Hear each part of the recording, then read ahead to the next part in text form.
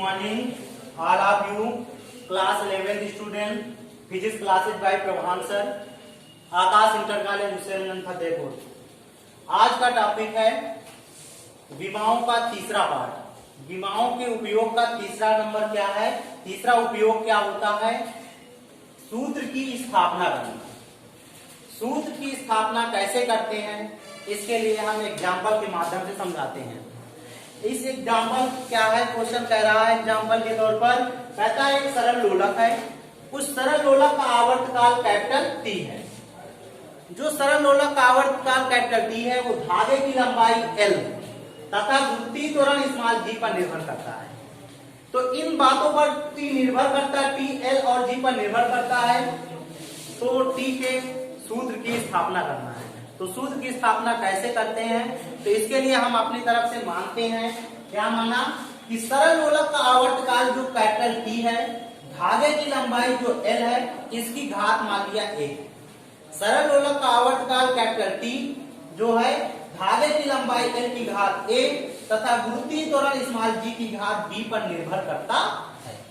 अब ये निर्भर करता है तो इसको हम लिखते कैसे हैं न्यूमेरिकल रूप में? टी प्रोपोर्शनल एल की घात ए स्मॉल जी की घात बी लिखते हैं।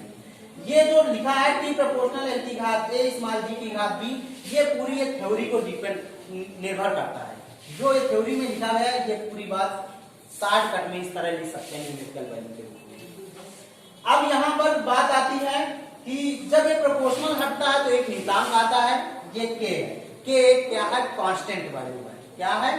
कांस्टेंट वैल्यू आता है। के एक नियतांक है, के को छोड़ देते हैं, इसको फर्स्ट इक्वेशन बना लेते हैं। तो के जब नियतांक के रूप में छोड़ दिया तो शेष बचा क्या है? टी इक्वल टू एल की पावर ए स्मॉल जी की पावर बी। अब जब ये इतना बचा तो इसमें दोनों पक्षों में क्या लिख देते हैं? विमाएं लिख देते हैं। दोनों पक्षों की विमाएं लिखने पर टी क्या है? आवर्तकाल है। आवर्तकाल कैपिटल टी, आवर्तकाल की विमा होती है टी समय की विमा के बराबर। समय को ही आवर्तकाल, कैपिटल टी ये आवर्तकाल की विमा है। फिर बात आती है एल। एल मतलब धागे की लंबाई है। लंबाई की विमा क्या होती है? Capital L. तो यहाँ पर एल घात ए है तो घात ए लगा दिया। फिर दूसरी बात मतलब स्मॉल जी है, तो स्मॉल जी के विमा क्या होती है? त्वरण की विमा के बराबर। स्मॉल जी क्या? गुरुत्वीय त्वरण है। त्वरण की विमा गुरुत्वीय त्वरण की विमा सेम होती है। कोई भी विमा, कोई भी त्वरण की विमा होगी सेम होगी, सभी त्वरण की विमाएं एक समान होगी। तो उस त्वरण की विमा होती है एल पी माइनस टू, घात बी लगा हुआ तो घात बी लिख लेते हैं।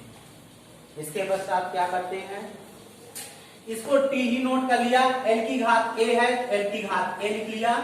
अब यहाँ पर देखो घात की गुणा कर देते हैं। एल की घात यहाँ पर एक है, यहाँ पर बी है, तो एक का बी में गुणा किया गया तो बी आ गया।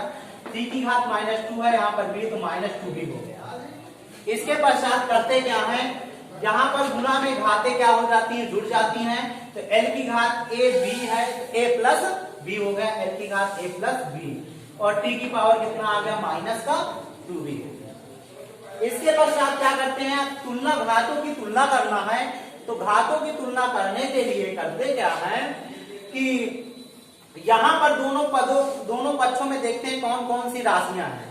इस तरफ देखा गया तो एल है और इस तरफ क्या है? टी, एल और टी है। और इस तरफ देखा गया तो यहाँ पर केवल टी है, इसलिए हम एल वाला भी पद ले लेते हैं। कोई भी संख्या की घात अगर 0 मान लेते हैं तो उसका मान कितना होता है? 1 होता है। तो इसलिए यहाँ पर क्या लिख दिया? एल की घात 0 और टी की घात 1 लिखते हैं। तो क्योंकि एल की घात 0 का मान क्या हो जाएगा? 1 हो जाएगा। तो यहाँ पर एल की घात 0 के रूप में लिख सकते हैं। तो इसके पश्चात जब लिख लिया तो दोनों पक्षों में घातों की क्या करते हैं? तुलना करते हैं। घातों की तुलना करते हैं तो एल की घात ए प्लस बी, एल की घात 0, तो ए प्लस बी इक्वल टू क्या हो गया? 0। इसी प्रकार टी की घात माइनस 2b, टी की घात 1 है, तो माइनस 2b इक्वल टू कितना हो गया? जाकर 1। अब यहाँ पर माइनस 2 इस तरफ मल्टीपल में है तो इस तरफ किसमें जाएगा? डिवाइडेड में जाएगा। तो b इक्वल टू माइनस 1 अपान क्या हो गया? 2 हो गया। तो b की वैल्यू कितनी हो गई? माइनस 1 अपान 2। इस b का मान इसमें रख देंगे तो a प्लस बी बराबर 0 है, तो b की जगह पर माइनस का 1/2 इक्वल टू कितना हो जाएगा? 0। तो a इक्वल टू कितना माइनस का 1/2 है, तो यहाँ पर कितना आ गया जाएगा, इस तरफ आएगा तो प्लस का 1/2, अर्थात a का मान आ गया प्लस 1/2 और b का मान आ गया माइनस का 1/2। a और b के मान समीकरण 1 में रख देते हैं, इसके ऊपर इक्वेशन बनाए तो इसमें रखने पर तो रखते हैं तो t equal to k l की घात a का मान कितना है प्लस 1/2 प्लस चिन्ह छिपा रहता है, और g की घात माइनस b आता है तो b की वैल्यू कितनी माइनस 1/2 माइनस 1/2। अब यहाँ पर घात में माइनस में है तो नीचे इसमें बटे में ले जाते हैं तो प्लस में हो जाता है, तो t इक्वल टू कितना आ गया k l की घात 1/2, इसमें g की घात माइनस का माइनस में था ऊपर बटे में आ गया जाकर 1/2 आ गया। अब दोनों में घात क्या है 1/2 समान है तो पूरा ब्रैकेट लगाकर 1/2 लिखते हैं। 1/2 जो घात होती है उसका मतलब क्या होता है अंडर रूट, वर्गमूल का चिन्ह लगा देते हैं, तो इसमें 1/2 की जगह पर क्या लगा दिया गया अंडर रूट L/G, इतना लिख दिया गया।